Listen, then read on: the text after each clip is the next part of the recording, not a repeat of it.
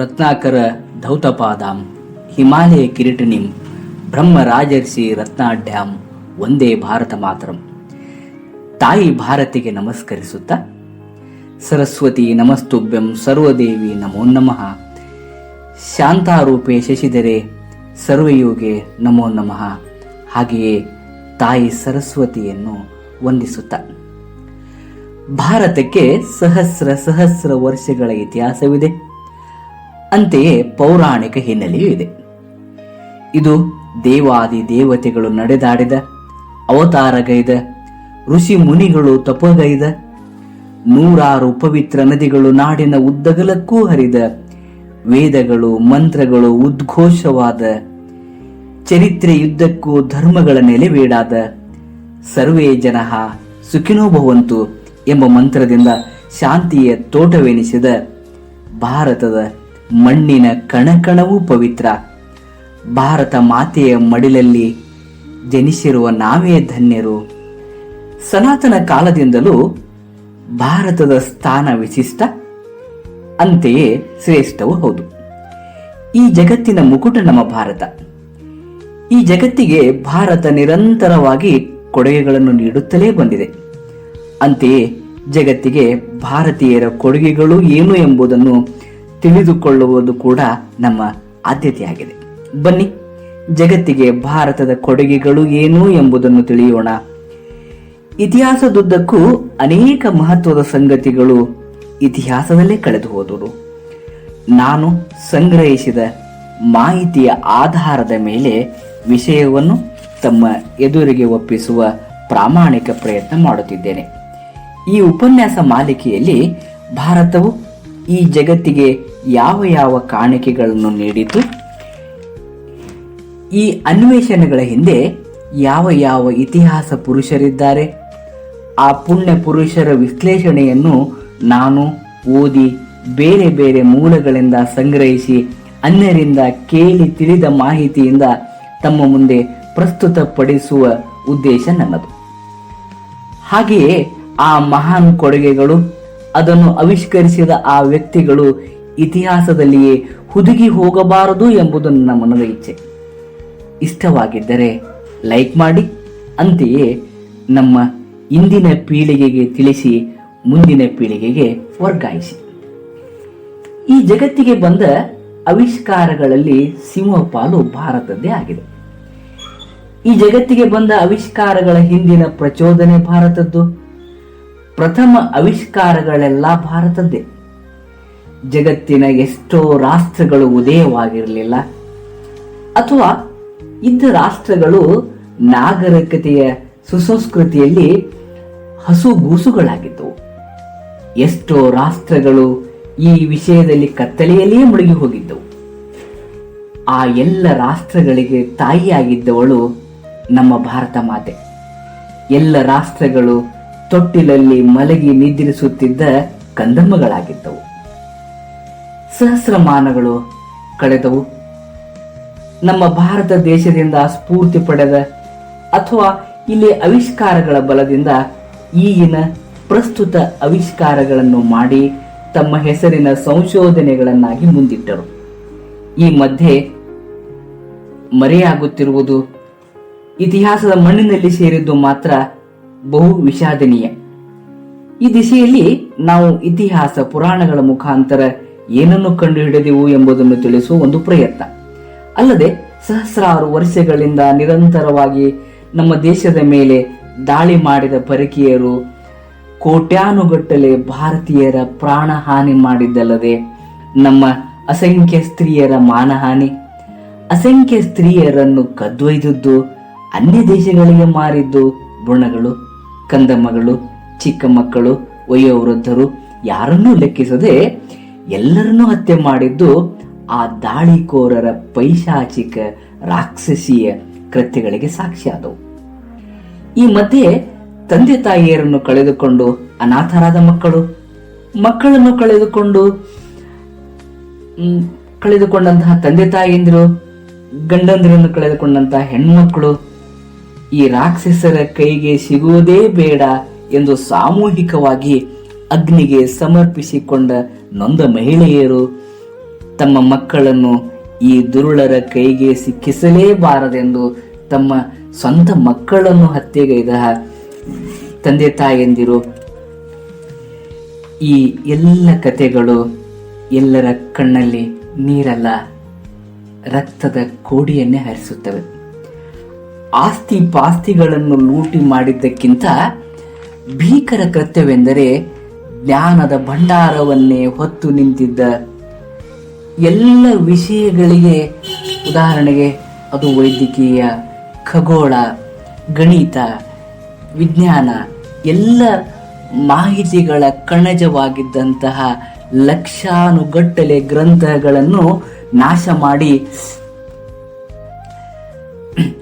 ಎಲ್ಲ ಕ್ಷೇತ್ರಗಳಲ್ಲಿಯೂ ಜ್ಞಾನ ಶಿಖರವಾಗಿ ಮೆರೆಯಬೇಕಾಗಿದ್ದ, ವಿಶ್ವ ಗುರುವಾಗಿ ಮೆರೆಯಬೇಕಾಗಿದ್ದ ಭಾರತದ ಈ ಅಧಿಪತ್ಯಕ್ಕೆ ಭೀಕರ ಬಂಡೆಯನ್ನು ಸರಿಸಿದ್ದು ಈ ಉಪನ್ಯಾಸದಲ್ಲಿ ಬೇರೆ ಬೇರೆ ವಿವಿಧ ಹಂತಗಳಲ್ಲಿ ತಿಳಿಸುವ ಪ್ರಯತ್ನವನ್ನು ಮಾಡುತ್ತೇನೆ.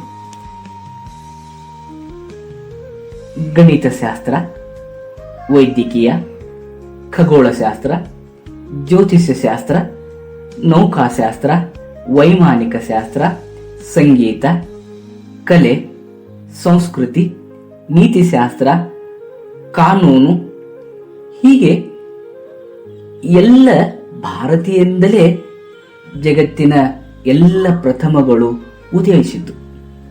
ಕೇವಲ ಭಾರತೀಯರಿಂದಲೇ ಸಂಸ್ಕೃತಿ ಎಂಬ ಶಬ್ದ ಉದಯಿಸಿತು. ಈ ಭರತ ಭೂಮಿಯಿಂದಲೇ ಜಗತ್ತಿನ ಅತ್ಯಂತ ಹಿರಿಯ ಹಾಗೂ ಪ್ರಾಚೀನ ಸಂಸ್ಕೃತಿ ಆರಂಭವಾಗಿತ್ತು. ಅದಕ್ಕೆ ಇಂಗ್ಲಿಷ್ ಸಾಹಿತಿ ಮಾರ್ಕ್ ಟ್ವೇನ್ ಹೇಳುತ್ತಾನೆ, ಭಾರತ ಮಾನವ ಜನಾಂಗದ ತೊಟ್ಟಿಲು, ಮಾನವ ಭಾಷೆಯ ಜನ್ಮಸ್ಥಳ, ಇತಿಹಾಸದ ತಾಯಿ, ದಂತಕಥೆಗಳ ಅಜ್ಜಿ, ಸಂಪ್ರದಾಯದ ಮುತ್ತಜ್ಜಿ. ಇತಿಹಾಸದಲ್ಲಿ ಅತ್ಯಂತ ಬೆಲೆ ಬಾಳುವ ಮತ್ತು ಹೆಚ್ಚು ಬೋಧಪ್ರದ ವಸ್ತುಗಳು ಭಾರತದಲ್ಲಿ, ಕೇವಲ ಭಾರತದಲ್ಲಿ ಮಾತ್ರ ಉದಯಿಸಿದ್ದು.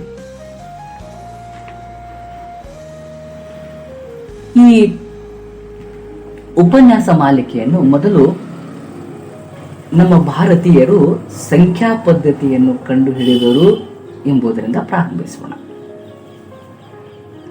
ಸಂಖ್ಯಾ ಪದ್ಧತಿಯನ್ನು ಕಂಡುಹಿಡಿದವರು ಭಾರತೀಯರು. ಶೂನ್ಯದ ಕಲ್ಪನೆಯನ್ನು ಜಗತ್ತಿಗೆ ನೀಡಿದವರು ಭಾರತೀಯರು. ರೋಮನ್ನರು ಮುಂದೆ ಎಷ್ಟೋ ವರ್ಷಗಳು ಕಳೆದರೂ ಕೂಡ ಅವರು ಅಭಿವೃದ್ಧಿಪಡಿಸಿದ ಸಂಖ್ಯೆಯಲ್ಲಿ ಬಹು ದೊಡ್ಡ ಸಂಖ್ಯೆ ಎಂದರೆ 10,000.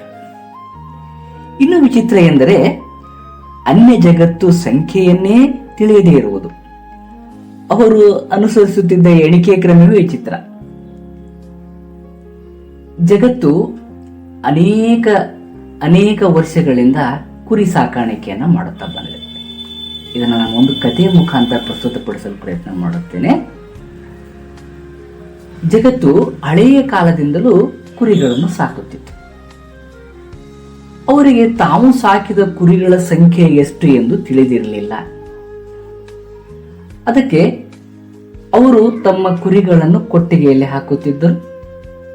ಬೆಳಗಿನ ಜಾವ ಕುರಿಗಳನ್ನು ಹೊರಗೆ ಬಿಡುವಲು, ಅಂದರೆ ಅವುಗಳನ್ನು ಮೇಯಲು ಕಳಿಸುವಾಗ ಸಣ್ಣ ಸಣ್ಣ ಕಲ್ಲುಗಳ ಒಂದು ಗುಂಪನ್ನು ತಮ್ಮ ಕೈಯಲ್ಲಿ ಹಿಡಿದುಕೊಳ್ಳುತ್ತಿದ್ದರು. ಕೊಟ್ಟಿಗೆಯಿಂದ ಒಂದು ಕುರಿಯನ್ನು ಹೊರಗೆ ಬಿಟ್ಟ ಮೇಲೆ ಒಂದು ಕಲ್ಲನ್ನು ತೆಗೆದು ಆ ಕಡೆ ಸೇರುತ್ತಿದ್ದರು. ಎರಡನೆಯದು ಹೋದ ಮೇಲೆ ಎರಡನೆಯದು, 3, 4. ಇದರ ಅರ್ಥ ಅವರು ಎಣಿಸುತ್ತಿರಲಿಲ್ಲ.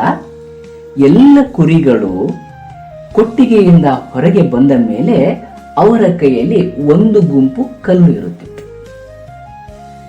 ಸರಿ, ಎಲ್ಲ ಕುರಿಗಳು ಸಾಯಂಕಾಲ ಹೊರಗೆ ಹುಲ್ಲನ್ನು ಮೇಯ್ದು ತಮ್ಮ ಕೊಟ್ಟಿಗೆಗೆ ಮರಳುವ ಸಂದರ್ಭದಲ್ಲಿ ತಾವು ಸಂಗ್ರಹಿಸಿದ ಬೆಳಗಿನ ಕಲ್ಲುಗಳನ್ನು ಪುನಃ ಇಟ್ಟುಕೊಳ್ಳುತ್ತಿದ್ದರು.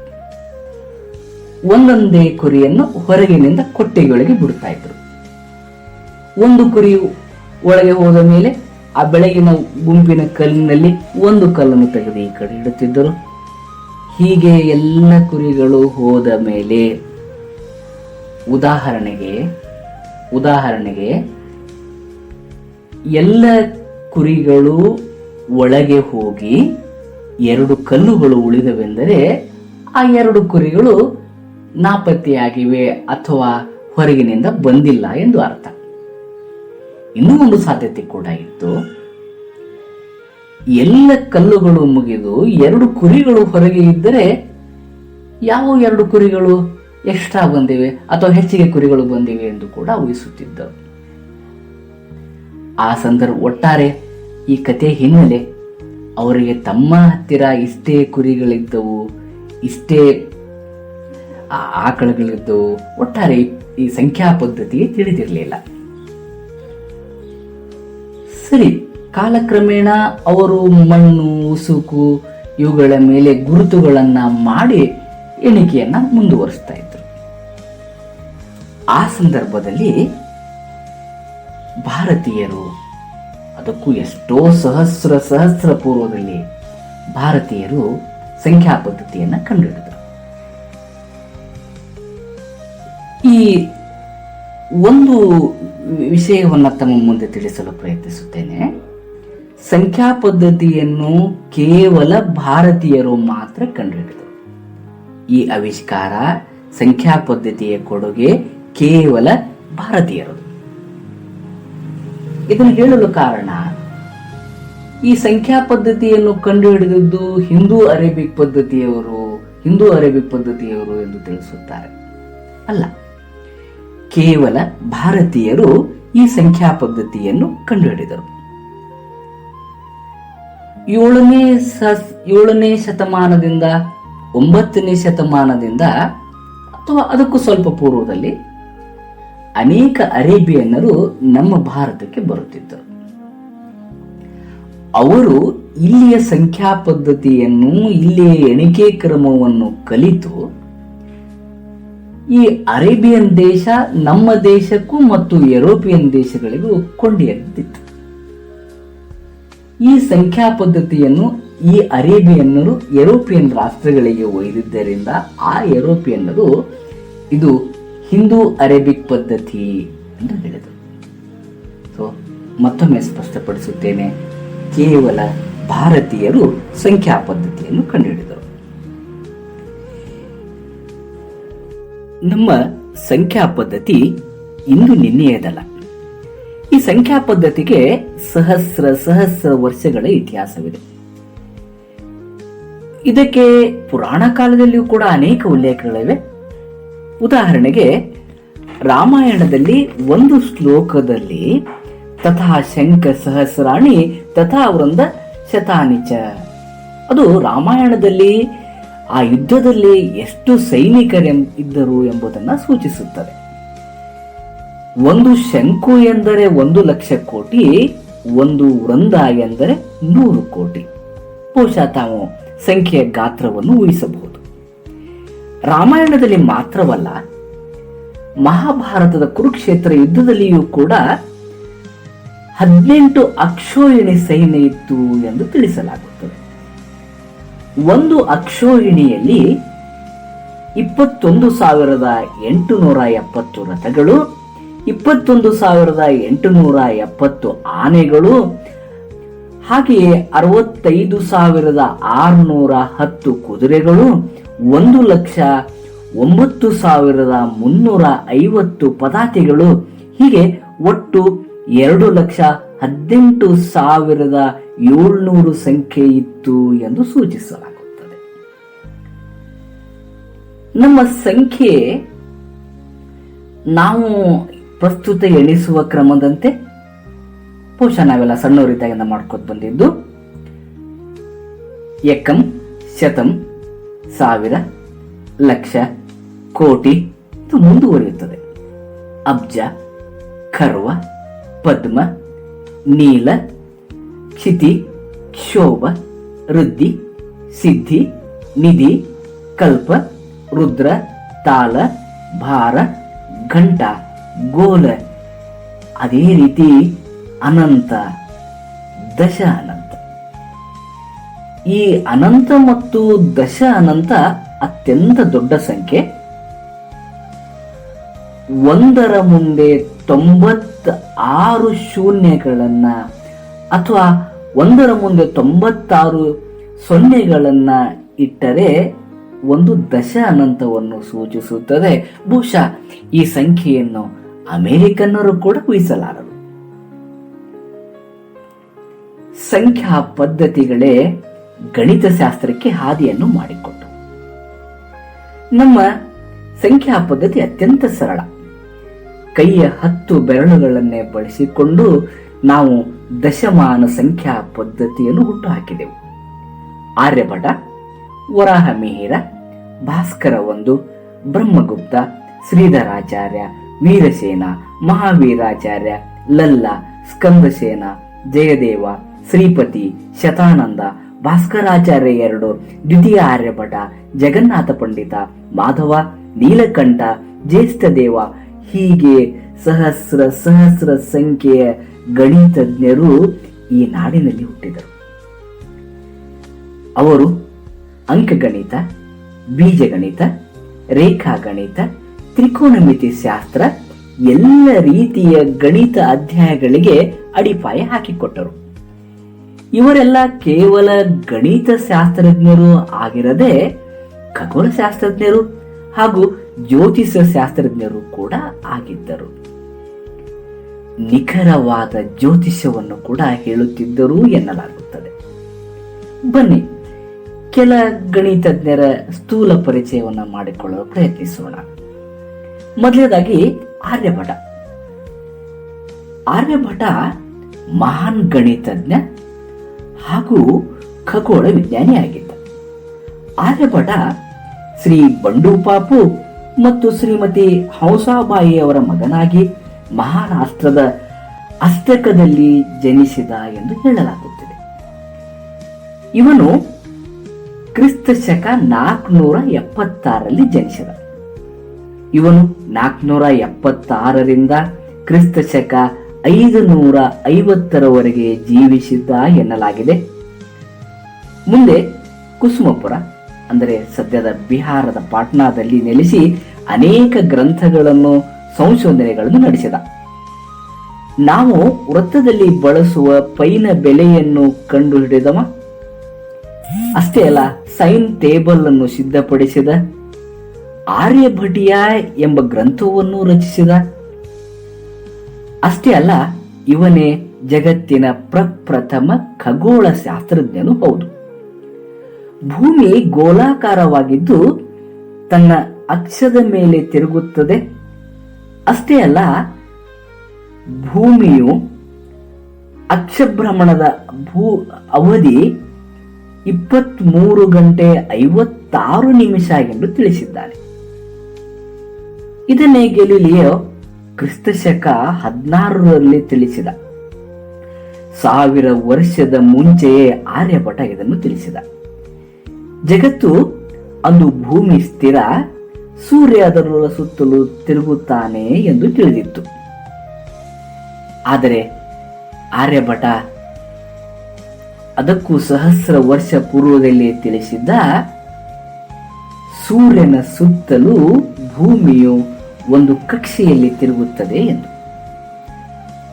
ಕೆಲವೊಂದು ವಿಚಿತ್ರಗಳನ್ನು ತಿಳಿಸಬೇಕೆಂದರೆ 1616ರಲ್ಲಿ ಗೆಲಿಲಿಯೋ ಸೂರ್ಯ ಕೇಂದ್ರವಾಗಿದ್ದು ಭೂಮಿ ಅದರ ಸುತ್ತಲೂ ಸುತ್ತುತ್ತದೆ ಎಂದು ತಿಳಿಸಿದ್ದಾಗ ಅವನನ್ನು ರೋಮ್ಯಕರಿಸಲಾಯಿತು.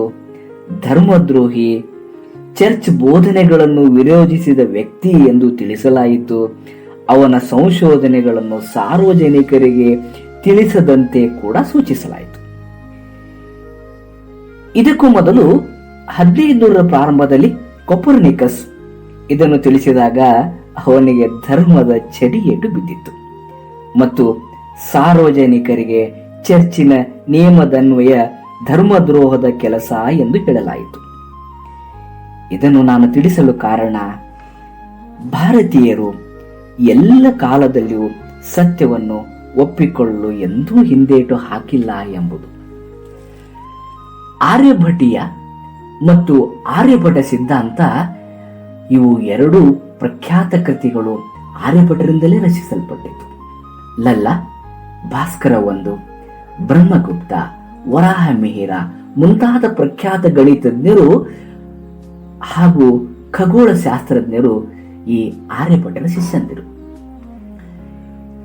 ಆರ್ಯಭಟನ ಗೌರವಾರ್ಥ ಅವರಿಗೆ ಗೌರವವನ್ನು ಸೂಚಿಸಲು ಭಾರತದ ಮೊಟ್ಟ ಮೊದಲ ಕೃತಕ ಉಪಗ್ರಹ ಹಾಗೂ ಅದಕ್ಕೆ ಆರ್ಯಭಟ ಎಂದು ಸೂಚಿಸಲಾಯಿತು.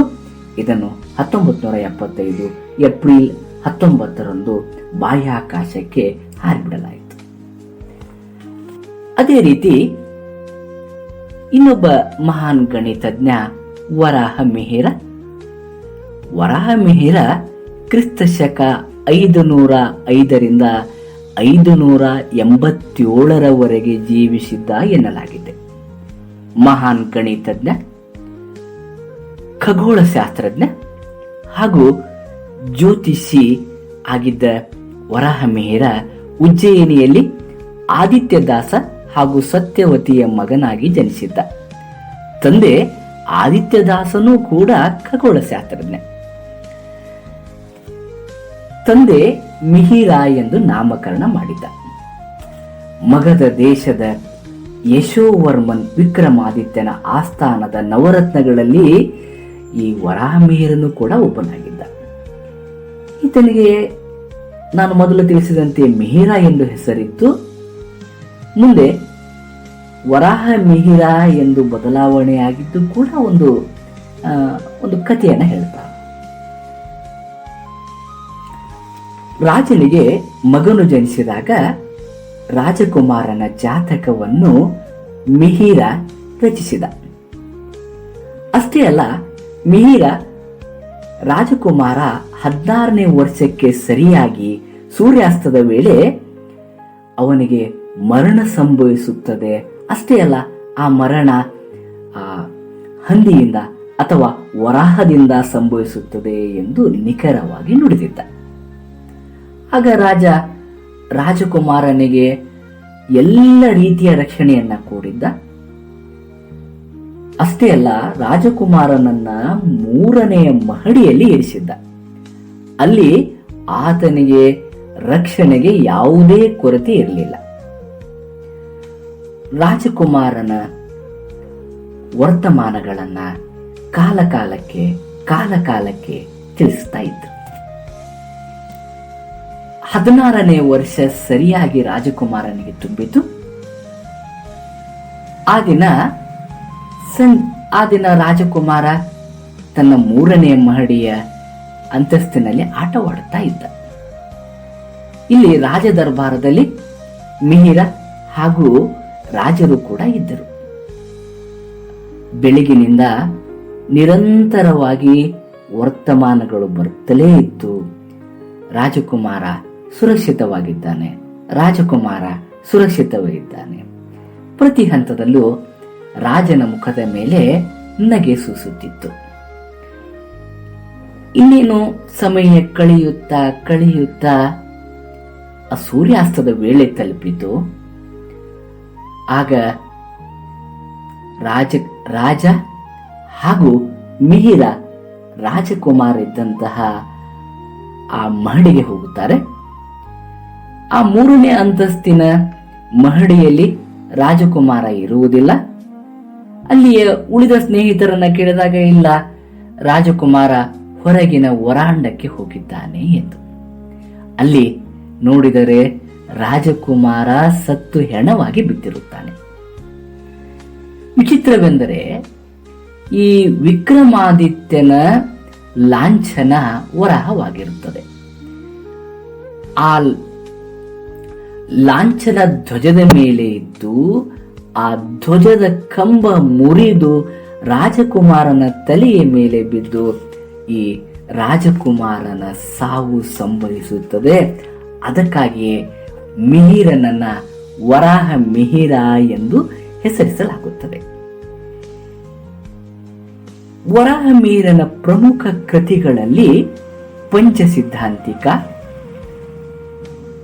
ಬೃಹತ್ ಜಾತಕ, ಬೃಹತ್ ಯಾತ್ರ, ಯೋಗ ಯಾತ್ರ, ವಿವಾಹ ಪಟಲ, ಬೃಹತ್ ಸಂಹಿತ, ಇನ್ನು 16 ಕೃತಿಗಳನ್ನು ವರಾಹ ಮಿಹಿರ ರಚಿಸಿದ ಎನ್ನಲಾಗಿದೆ.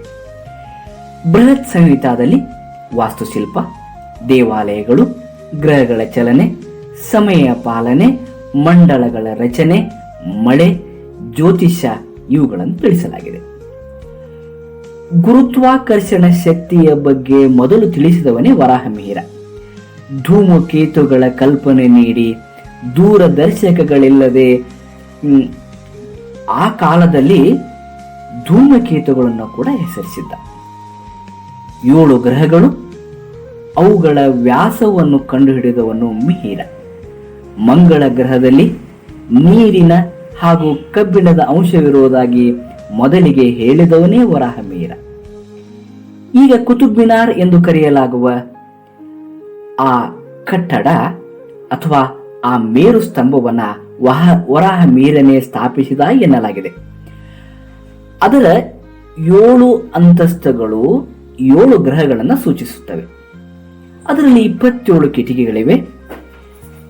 ಆ 27 ಕಿಟಕಿಗಳು 27 ನಕ್ಷತ್ರಗಳನ್ನು ಸೂಚಿಸುತ್ತವೆ. ಇದು ಜಗತ್ತಿನ ಮೊದಲ ಗ್ರಹ ವೀಕ್ಷಣಾ ಕೇಂದ್ರ ಕೂಡ ಹೌದು. ಗ್ರೀಕ್ನ ಅಲೆಕ್ಸಾಂಡ್ರಿಯಾದಲ್ಲಿ ಮೊದಲ ವೀಕ್ಷಣಾ ಕೇಂದ್ರ ಇದೆ ಎನ್ನಲಾಗುತ್ತದೆ. ಅದು ತಪ್ಪು ಕಲ್ಪನೆ.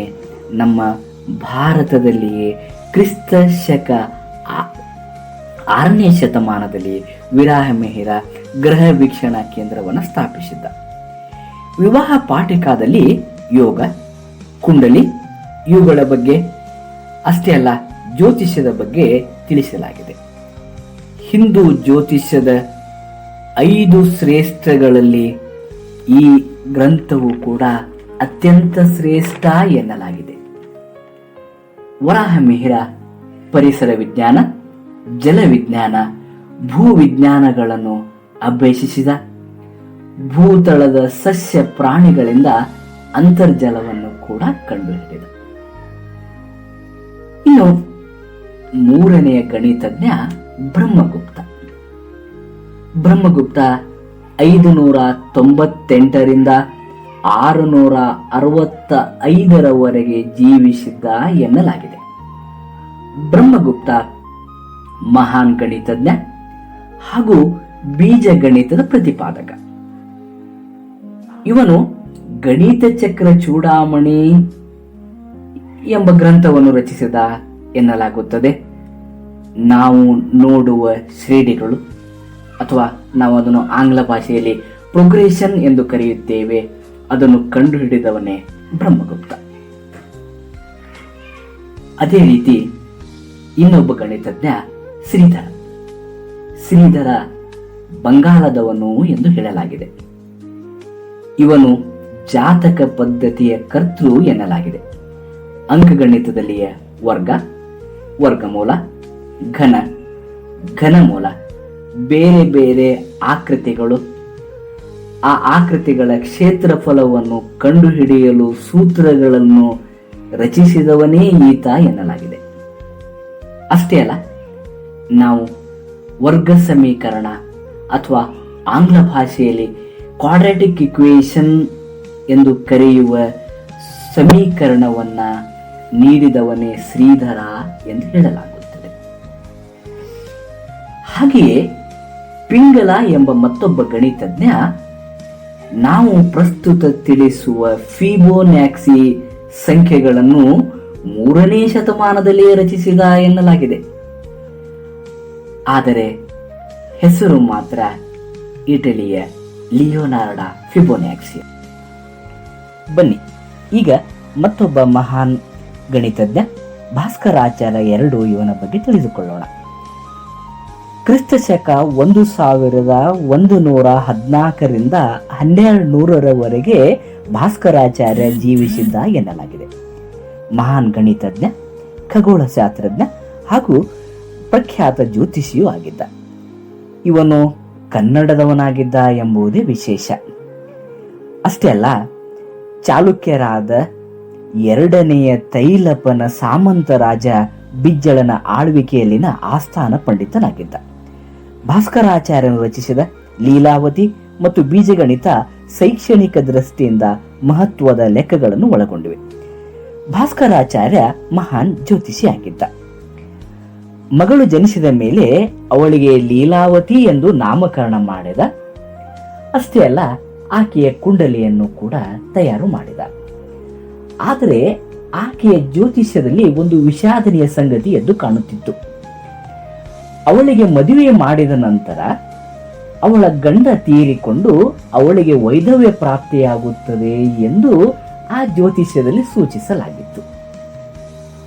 ಅದಕ್ಕಾಗಿ ತನ್ನ ಎಲ್ಲ ಜ್ಞಾನವನ್ನ ಬಳಸಿಕೊಂಡು ಎಲ್ಲ ಲೆಕ್ಕಾಚಾರಗಳನ್ನ ಮಾಡಿ ಆಕೆಯ ಮದುವೆಗಾಗಿ ಒಂದು ಮುಹೂರ್ತವನ್ನು ಹುಡುಕಿದ. ಅದಕ್ಕಾಗಿ ಆತ ಒಂದು ಗಳಿಗೆಯ ಬಟ್ಟಲನ್ನು ತಯಾರಿಸಿದ.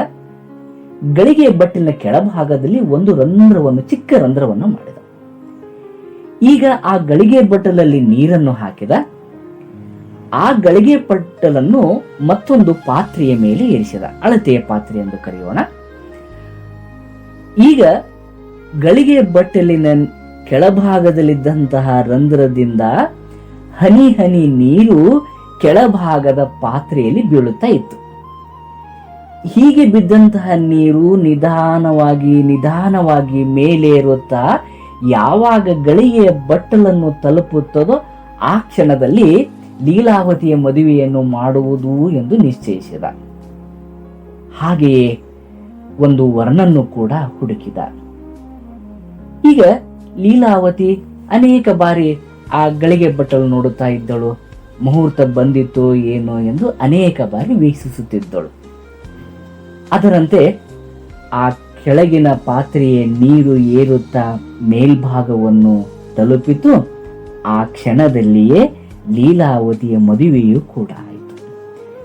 ಮದುವೆ ಆದ ಆ ಮುಹೂರ್ತದ ನಂತರವೂ ಕೂಡ ಲೀಲಾವತಿಯ ಗಂಡ ತೀರಿಕೊಂಡ. ಲೀಲಾವತಿಗೆ ವೈಧವ್ಯ ಪ್ರಾಪ್ತಿಯಾಯಿತು. ಇದರಿಂದ ಭಾಸ್ಕರಾಚಾರ್ಯ ಅತ್ಯಂತ ಖೇದಗೊಂಡ. ನನ್ನ ಲೆಕ್ಕಾಚಾರ ಎಲ್ಲೂ ತಪ್ಪಿತು ಎಂದು ವಿಚಾರ ಮಾಡಲು ಪ್ರಾರಂಭಿಸಿದ. ಅದರಂತೆ ಆ ಗಳಿಗೆ ಬಟ್ಟಲನ್ನು ತೆಗೆದು ನೋಡಿದ. ಲೀಲಾವತಿ ಅನೇಕ ಬಾರಿ ಆ ಗಳಿಗೆ ಬಟ್ಟಲನ್ನು ನೋಡುವಾಗ ಎಲ್ಲೋ ಬೈ ಮಿಸ್ಟೇಕ್ ಅಂತ ನಾವೇನು ಕರೀತೇವೆ, ಆಕೆಯ ಮೂಗು ಬಟ್ಟಿನ ಒಂದು ಚಿಕ್ಕ ಹರಳು ಆ ಗಳಿಗೆ ಪಾತ್ರೆಯಲ್ಲಿ ಬಿದ್ದಿತ್ತು. ಆ ಗಳಿಗೆಯ ಪಾತ್ರೆಯ ನೀರಿನ ಹರಿವು ಕಡಿಮೆಯಾಗಿ ಆ ನೀರು ಮೇಲೆ ಏರುವುದು ಕೂಡ ನಿಧಾನವಾಗಿ ಮುಹೂರ್ತ ತಪ್ಪಿ ಹೋಗಿತ್ತು. ಅದಕ್ಕಾಗಿ ಲೀಲಾವತಿಗೆ ವೈಧವ್ಯ ಪ್ರಾಪ್ತಿಯಾಗಿತ್ತು. ಮುಂದೆ ತಂದೆಯೇ ಮಗಳಿಗೆ ಗಣಿತವನ್ನು ಕಲಿಸಿಕೊಟ್ಟ. ಗಣಿತದ ಅನೇಕ ಲೆಕ್ಕಗಳನ್ನು ತಿಳಿಸಿಕೊಟ್ಟ. ತಂದೆ ಮತ್ತು ಮಗಳು ಸೇರಿ ಅನೇಕ ಗಣಿತದ ಸೂತ್ರಗಳನ್ನು ರಚಿಸಿದರು. ಮಗಳ ನೆನಪಿಗಾಗಿಯೇ ಲೀಲಾವತಿ ಎಂಬ ಗ್ರಂಥವನ್ನು ಭಾಸ್ಕರಾಚಾರ್ಯ ರಚಿಸಿದ. ಕೇವಲ ಭಾಸ್ಕರಾಚಾರ್ಯ ಅಲ್ಲದೆ ಆ ಲೀಲಾವತಿಯು ಕೂಡ ಆ ಕಾಲದ ಪ್ರಖ್ಯಾತ ಗಣಿತಜ್ಞೆ ಆಗಿದ್ದಳು. ಇವರಿಬ್ಬರೂ ಸೇರಿ ಪ್ರಸ್ತುತ ಗಣಿತದಲ್ಲಿ ಬಳಸುವ ಬಹು ಮುಖ್ಯ ಭಾಗವಾಗಿರುವ ಕ್ಯಾಲ್ಕುಲಸ್, ಅದರಲ್ಲಿ ಡಿಫರೆನ್ಸಿಯೇಷನ್ ಮತ್ತು ಇಂಟಿಗ್ರೇಷನ್ ಎರಡನ್ನೂ ಕಂಡುಹಿಡಿದರು ಎಂದು ಹೇಳಲಾಗುತ್ತದೆ. ಅಂತೆಯೇ ನಾವು ಕಂಪ್ಯೂಟರ್ನಲ್ಲಿ ಬಳಸುವ ದ್ವಿಮಾನ ಕ್ರಮದ ಸಂಖ್ಯೆಗಳು, ಅದನ್ನು ಆಂಗ್ಲ ಭಾಷೆಯಲ್ಲಿ ಬೈನರಿ ಸಂಖ್ಯೆಗಳು ಎಂದು ಕರೆಯುತ್ತೇವೆ. ಇದನ್ನು ಜರ್ಮನ್ ತತ್ವಜ್ಞಾನಿ ಲೆಬ್ನಿಜ್ 1695ರಲ್ಲಿ ಬಳಸಿದ ಎಂದು ತಿಳಿಸಲಾಗಿದೆ. ಆದರೆ ನಮ್ಮ ಗಣಿತಜ್ಞ ಪಿಂಗಲ ಕ್ರಿಸ್ತ ಪೂರ್ವ 4ನೇ ಶತಮಾನದಲ್ಲಿ ಛಂದಾಶಾಸ್ತ್ರವನ್ನು ರಚಿಸಿದ್ದಾನೆ. ಅದರಲ್ಲಿ ಬೈನರಿ ಸಂಖ್ಯೆಗಳ ಪ್ರಾಮುಖ್ಯತೆ, ಅದನ್ನು ಬಳಸುವ ವಿಧಾನಗಳನ್ನು ಕೂಡ ತಿಳಿಸಿದ್ದಾನೆ. ಪಿಂಗಲ ಶ್ರೇಷ್ಠ ವ್ಯಾಕರಣಕಾರ, ಪಾಣಿನಿಯ ಸಹೋದರ ಕೂಡ ಆಗಿದ್ದ. ಅಂತೆಯೇ ನಾವು ಬಳಸುವ ಪೈಥಾಗರಸ್ ನಿಯಮವನ್ನು ಪೈಥಾಗರಸ್ ಕಂಡುಹಿಡಿದ ಎನ್ನಲಾಗುತ್ತದೆ. ಈ ಪೈಥಾಗರಸ್ ಇದನ್ನು ಕ್ರಿಸ್ತಪೂರ್ವ 500ರಲ್ಲಿ ಕಂಡುಹಿಡಿದ ಎನ್ನಲಾಗುತ್ತದೆ. ಆದರೆ ಅದಕ್ಕೂ ಮೊದಲು ಜೀವಿಸಿದ್ದ ಕ್ರಿಸ್ತಪೂರ್ವ 800ನೇ ಶತಮಾನದಲ್ಲಿ ಜೀವಿಸಿದ್ದ ಎನ್ನಲಾದ ನಮ್ಮ ಭಾರತದ ಗಣಿತಜ್ಞ ಬೌದ್ಧಾಯನ ಪೈಥಾಗರಸ್ ನಿಯಮವನ್ನು, ಲಂಬಕೋನದ ನಿಯಮಗಳನ್ನು ಸಾಕಷ್ಟು ಮೊದಲೇ ರಚಿಸಿದ್ದ ಎನ್ನಲಾಗಿದೆ. ಹೀಗೆ ಭಾರತ ಅನೇಕ ಗಣಿತಜ್ಞರನ್ನು ನೀಡಿತು. ನಾನು ಮೊದಲೇ ತಿಳಿಸಿದಂತೆ ಬೌದ್ಧಾಯನ, ಪಿಂಗಲ, ಕಮಲಶಿಲ, ವಸುಮಿತ್ರ, ಆರ್ಯಭಟ 1 ಮತ್ತು 2, ವರಾಹಮೀರ, ಭಾಸ್ಕರ 1 ಮತ್ತು 2, ಬ್ರಹ್ಮಗುಪ್ತ, ಶ್ರೀಧರಾಚಾರ್ಯ, ವೀರಸೇನ, ನೇಮಿಚಂದ, ಲಲ್ಲ, ಪದ್ಮನಾಭ, ಸ್ಕಂದಸೇನ, ಪ್ರದೂದಕ ಸ್ವಾಮಿ, ಗೋವಿಂದ ಸ್ವಾಮಿ, ವಟೇಶ್ವರ, ಜಯದೇವ, ಶ್ರೀಪತಿ, ಶತಾನಂದ, ನಾರಾಯಣ ಪಂಡಿತ, ಜ್ಞಾನರಾಜ, ಮುನೀಶ್ವರ, ಕಮಲಾಕರ, ಜಗನ್ನಾಥ ಪಂಡಿತ, ಪರಮೇಶ್ವರ, ಚಿತ್ರಭಾನು, ನೀಲಕಂಠ, ಜ್ಯೇಷ್ಠದೇವ, ತೀರಾ ಇತ್ತೀಚಿನವರಾದ ಬಾಪುದೇವ್ ಶಾಸ್ತ್ರಿ, ಅಂತೆಯೇ ವಿ ರಾಮಸ್ವಾಮಿ ಅಯ್ಯರ್, ಪರಾಂಜಪೆ, ಇನ್ನು ಅನೇಕ ಗಣಿತಜ್ಞರನ್ನು ನಾವು ನೆನೆಸಬಹುದು. ಹಾಗೆಯೇ ನಾವು ಇನ್ನೊಂದು ಹೆಸರನ್ನು ಸೇರಿಸಬೇಕೆಂದರೆ ಎಲ್ಲರಲ್ಲೂ ಕಂಗೊಳಿಸಿದ ಗಣಿತಜ್ಞ ಶ್ರೀನಿವಾಸ್ ರಾಮಾನುಜಾಚಾರ್ಯ. ಎಲ್ಲ ಭಾರತೀಯ ಗಣಿತಜ್ಞರು ಸೇರಿ ಗಣಿತ ಶಾಸ್ತ್ರವೇನೆಂದೂ ತಿಳಿಯದ ಜಗತ್ತಿಗೆ ಸಂಖ್ಯಾ ಪದ್ಧತಿಯನ್ನು ನೀಡಿದರು, ಶೂನ್ಯದ ಕಲ್ಪನೆಯನ್ನು ಜಗತ್ತಿಗೆ ನೀಡಿದರು. ಅಂಕಗಣಿತದಲ್ಲಿಯ ಸಾಮಾನ್ಯ ಕ್ರಿಯೆಗಳಾದ ಸಂಕಲನ, ವ್ಯವಕಲನ, ಭಾಗಾಕಾರ, ಗುಣಾಕಾರ ಎಲ್ಲ ಅಂಕಗಣಿತದ ಕಲ್ಪನೆಗಳನ್ನು ನೀಡಿದ್ದಲ್ಲದೆ ದಶಮಾನ ಸಂಖ್ಯಾ ಪದ್ಧತಿಯನ್ನು, ಅವುಗಳ ಸ್ಥಾನ ಬೆಲೆ, ಶ್ರೇಣಿಗಳು, ಧನ ಮತ್ತು ಋಣ ಸಂಖ್ಯೆಗಳು, ಹೀಗೆ ಅದರಂತೆ ವರ್ಗ, ವರ್ಗಮೂಲ, ಘನ, ಘನಮೂಲ ಎಲ್ಲವೂ ಭಾರತೀಯರ ಕೊಡುಗೆ. ಬೀಜಗಣಿತದ ಸಾವಿರಾರು ಸೂತ್ರಗಳನ್ನು ರಚಿಸುವುದೇ ಭಾರತೀಯರು. ಬೀಜಗಣಿತವಲ್ಲದೆ ರೇಖಾಗಣಿತದ ಅನೇಕ ಆಕೃತಿಗಳು, ಉದಾಹರಣೆಗೆ ತ್ರಿಭುಜ, ಆಯತ, ಚೌಕ, ವೃತ್ತ, ಬಹುಭುಜಾಕೃತಿಗಳು, ಚರಪಿಜ್ಜ, ವಜ್ರಾಕೃತಿ, ವರ್ಗ, ಘನ, ಕೋನಗಳು, ಪಟ್ಟಕಗಳು, ಹೀಗೆ ಅನೇಕ ಆಕೃತಿಗಳನ್ನು ರಚಿಸಿದರು. ಅವುಗಳ ಕ್ಷೇತ್ರಫಲ ಮತ್ತು ಘನಫಲಗಳನ್ನು ಯಾವ ರೀತಿ ಕಂಡುಹಿಡಿಯಬೇಕೆಂದು ಕೂಡ ಸೂತ್ರಗಳನ್ನು ಕಂಡುಹಿಡಿದರು. ಪಾಯಿನ ನಿಖರ ಬೆಲೆಯನ್ನು ಹೇಳಿದವರೇ ಭಾರತೀಯರು. ತ್ರಿಕೋನಮಿತಿ ಶಾಸ್ತ್ರ ಅಂದರೆ ಟ್ರಿಗ್ನಾಮೆಟ್ರಿಯನ್ನು ಜಗತ್ತಿಗೆ ತಿಳಿಸಿಕೊಟ್ಟವರು ಭಾರತೀಯರು. ಕಲನಶಾಸ್ತ್ರ ಅಂದರೆ ಕ್ಯಾಲ್ಕುಲಸ್, ಅದರಲ್ಲಿಯ ಡಿಫರೆನ್ಸಿಯೇಷನ್ ಮತ್ತು ಇಂಟಿಗ್ರೇಷನ್ ಇವುಗಳನ್ನೆಲ್ಲ ತಿಳಿಸಿಕೊಟ್ಟವರು ಭಾರತೀಯರು. ಹೀಗೆ ಭಾರತ ಜಗತ್ತಿಗೆ ಮರೆಯಲಾಗದ ಗಣಿತದ ಕೊಡುಗೆಗಳನ್ನು ನೀಡಿ ಈ ಜಗತ್ತನ್ನು ಗಣಿತ ಲೋಕದಲ್ಲಿ ಸಮೃದ್ಧಿಯನ್ನಾಗಿ ಮಾಡಿತು. ಅದಕ್ಕಾಗಿಯೇ ಪ್ರಖ್ಯಾತ ವಿಜ್ಞಾನಿ ಆಲ್ಬರ್ಟ್ ಐನ್ಸ್ಟೀನ್ ಹೇಳುವುದು, ನಾವು ಭಾರತೀಯರಿಗೆ ಬಹಳಷ್ಟು ಋಣಿಯಾಗಿದ್ದೇವೆ. ಭಾರತ ಸಂಖ್ಯಾ ಪದ್ಧತಿಯನ್ನು ಕಂಡುಹಿಡಿಯದಿದ್ದರೆ ಯಾವುದೇ ಲೆಕ್ಕಗಳನ್ನು ಮಾಡಲು ಸಾಧ್ಯವಾಗುತ್ತಿರಲಿಲ್ಲ, ವೈಜ್ಞಾನಿಕ ಸಂಶೋಧನೆಗಳು ಇರುತ್ತಿರಲಿಲ್ಲ. ಇದು ನಮ್ಮ ಬಗ್ಗೆ ಅನ್ಯ ದೇಶದ ವಿಜ್ಞಾನಿಗಳ ಹೇಳಿಕೆ. ಈ ರೀತಿಯಾಗಿ ಈ ಉಪನ್ಯಾಸ ಮಾಲಿಕೆಯ ಮೊದಲನೇ ಹಂತವಾಗಿ ನಾನು ಅನೇಕ ಗಣಿತಜ್ಞರ ಪರಿಚಯವನ್ನು ತಮಗೆ ಮಾಡಿಕೊಟ್ಟಿದ್ದೇನೆ, ಮಾಡಿಕೊಡಲು ಪ್ರಯತ್ನ ಪಟ್ಟಿದ್ದೇನೆ. ಅಂತೆಯೇ ತಾವೆಲ್ಲ ಇದನ್ನು ಕೇಳಿದ್ದೀರಿ. ತಮಗೂ ಕೂಡ ಧನ್ಯವಾದಗಳು. ಮತ್ತೊಮ್ಮೆ ತಮಗೆಲ್ಲರಿಗೂ ವಂದಿಸುತ್ತಾ ಭಾರತ ಮಾತೆಗೆ ಜಯಕಾರವನ್ನು ತಿಳಿಸುತ್ತಾ ಈ ಮೊದಲ ಹಂತದ ಉಪನ್ಯಾಸವನ್ನು ಮುಗಿಸುತ್ತಿದ್ದೇನೆ. ಎಲ್ಲರಿಗೂ ನಮಸ್ಕಾರಗಳು.